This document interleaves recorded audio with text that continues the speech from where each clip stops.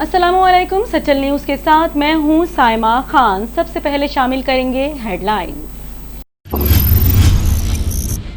سندھ کے وزیر اطلاعات ناصر حسین شاہ نے بیرسٹر فروغ نسیم کے بطور وزیر قانون حلف اٹھانے پر رد عمل میں کہا کہ اطلاعات ہیں کہ تیسری بار حلف اٹھانے والے وزیر قانون کو کلبھوشن کا کیس لڑنے کے لیے پھر مستعفی ہونا پڑے گا۔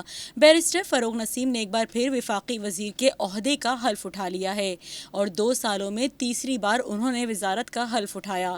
فروغ نسیم نے سپریم کورٹ میں army chief general Qamar Javed Bajwa کی نمائندگی اور جسٹس فائز عیسیٰ کیس میں حکومت کی جانب سے پیش ہونے پر وزارت سے استعفیٰ دیا تھا۔ چیئرمین پاکستان پیپلز پارٹی بلاول بھٹو زرداری نے بارہ کہوں میں صحافی مطیع اللہ جان سے ان کی رہائش گاہ پر ملاقات کی۔ بلاول نے اس موقع پر سینئر صحافی مطیع اللہ جان کے اغوا اور تشدد کی مذمت کی اور کہا کہ پاکستان پیپلز پارٹی ہر دور میں میڈیا کی آزادی کے لیے لڑ رہی ہے۔ ہم جمہوریت اور پریس کی آزادی پر ایسے حملے قبول نہیں کرتے۔ انہوں نے کہا کہ جو صحافی حکومت پر تنقید کرے اسے نوکری سے نکلوا دینا افسوسناک ہے۔ مطیع اللہ جان کا واقعہ ہمارے آئین اور انسانی حقوق کے خلاف ہے۔ جب تک آئین اور انسانی حقوق کا تحفظ نہیں ہوگا، مسائل نہیں حل ہوں گے۔ ترکی کے شہر استنبول کی معروف جامع مسجد آیا صوفیہ میں 86 برس بعد نماز جمعہ ادا کی گئی۔ نماز جمعہ سے قبل مسجد میں تلاوت قرآن پاک کی گئی۔ مسجد میں آج تقریباً 1,500 افراد نے نماز جمعہ ادا کی۔ اس موقع پر سیکیورٹی کے بھی انتہائی سخت انتظامات کیے گئے تھے۔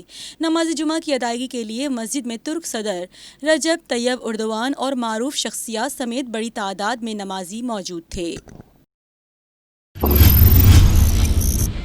مولانا فضل الرحمان کے بھائی ضیاء الرحمان کو کراچی میں ڈپٹی کمشنر ضلع وسطی تعینات کر دیا گیا۔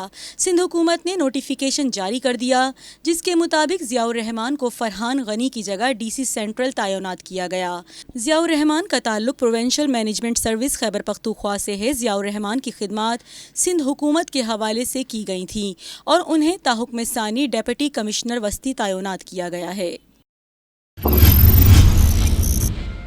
سول ایوییشن اتھارٹی نے سلام ایئر لائن کو پروازیں چلانے کی اجازت دے دی۔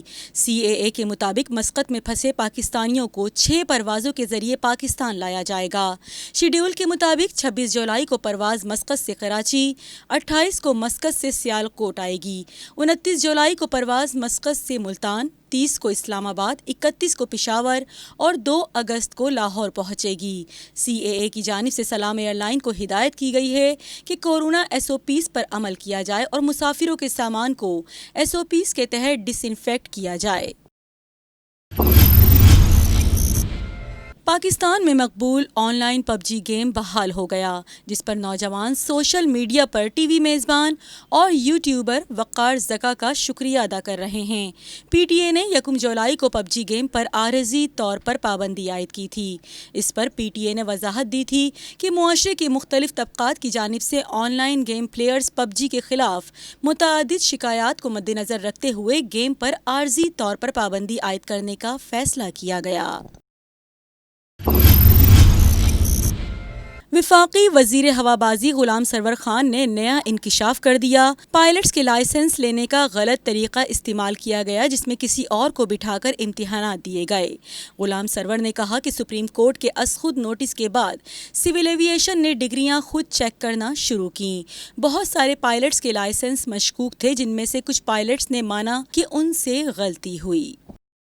ہیڈ لائنز آپ نے ملاحظہ کی اور اس کے ساتھ ہی نیوز اسٹوڈیو سے فی الوقت اتنا ہی۔ مزید خبروں اور اپڈیٹس کے لیے دیکھتے رہیے سچل نیوز۔